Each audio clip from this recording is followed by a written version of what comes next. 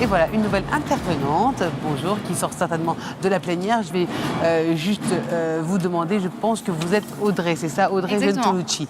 Alors, Audrey Gentolucci, vous êtes la cofondatrice de Label Expérience, c'est ça? Exactement. Qu'est-ce que c'est? Qu'est-ce que c'est Label Expérience? Donc c'est une société, à la base on aide les entreprises online à aller offline. Donc c'est-à-dire les entreprises qui sont sur internet à faire, avoir une présence dans le retail, notamment faire des pop-up stores ou avoir des boutiques permanentes, les aider à aller sur des salons. En fait, matérialiser ce qu'il y a dans le digital, dans le physique. C'est nécessaire?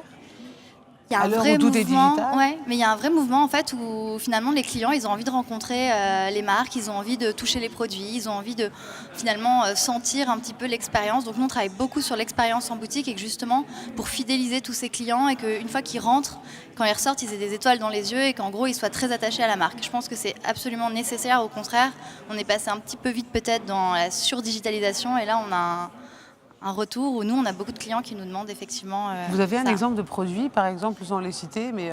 Par exemple, non, on a, récemment, là, on vient de le fermer, mais on a fait un pop-up store pour Le Bon Coin.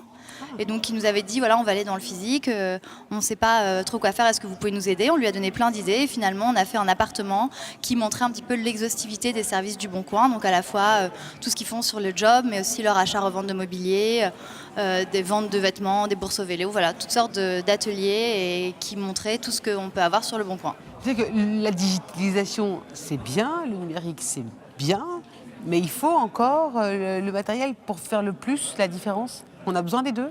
Moi, je pense que là, on a besoin des deux. Et nous, ce qu'on essaye de faire, mais qui est encore un gros challenge, c'est une fois qu'on est arrivé dans la boutique physique, qu'on redigitalise finalement cette boutique pour faire le lien et la boucle est bouclée. On fait le lien avec le site internet et avec l'expérience digitale. Donc ça serait finalement l'optimum d'avoir du digital qui est remis dans les boutiques physiques. Mais qui ponctuellement peut se matérialiser. C'est ça l'enjeu. C'est ça la révolution du travail pour vous aujourd'hui? Ça en fait partie en tout cas. C'est un même mouvement, c'est clairement un même mouvement. On appelle ça la culture du pop-up, qui est pour moi le test, c'est aller vite et tester des choses. Et la révolution du travail pour moi, c'est beaucoup ça. En fait, il y a beaucoup d'entrepreneurs qui se lancent, qui testent de nouvelles choses. On reste pas très longtemps dans des jobs. On est un petit peu à travailler en mixant plein de profils. C'est des principes assez généraux de la révolution du travail, mais je trouve qu'il y a... en tout cas, on est dedans, nous. On travaille dans des grands coworking. On est vraiment dans cette révolution du travail avec des profils très différents qu'on mixe dès le départ et qui permettent d'être très agiles et de créer finalement des pop-up stores et des nouveaux produits comme ça qui contribuent à cette grande révolution. Est-ce que vous sentez qu'il y a un besoin, alors des clients, on l'a dit, mais des entrepreneurs, d'avoir une autre offre aussi, pour pouvoir aller plus loin? À quel niveau Justement, d'être matérialisés, ils ont besoin aussi de ça? Ou c'est vous qui le proposez? C'est-à-dire que c'est une demande? C'est vraiment, nous, à la base, en fait, quand on a monté notre entreprise, c'était vraiment parce qu'on a eu des demandes de clients.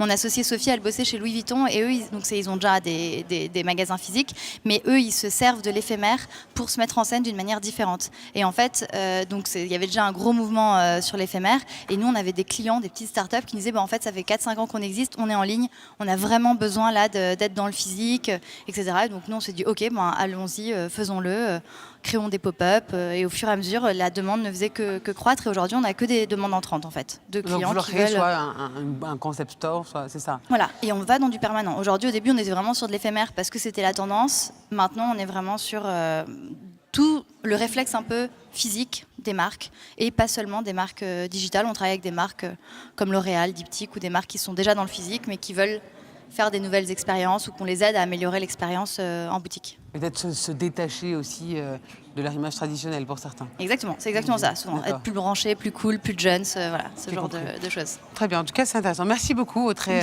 Gentolucci chez Label Expérience. D'ailleurs, je vous retiens quelques instants. Vous avez parlé sur la plénière, c'est ça? Je vais y aller là. Qu'est-ce que vous allez leur dire? Qu'est-ce que je vais leur dire? Oui. On m'a demandé de parler déjà sur comment la digitalisation recrée du lien dans les nouvelles formes de travail.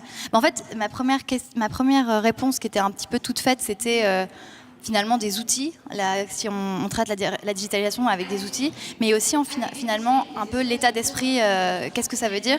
Et donc les outils, c'est vraiment tous les outils qui vous aident à être plus proche. Donc moi je travaille dans un coworking, dans un open space, et finalement on a l'impression d'être proche, les gens essaient de nous connecter et tout ça, mais in fine, on utilise quand même des outils comme Slack ou des chats, ou alors des outils comme Whispoon qui nous organisent des déjeuners entre nous, parce que finalement on a beau être proche, c'est comme les voisins en fait, c'est comme vos voisins.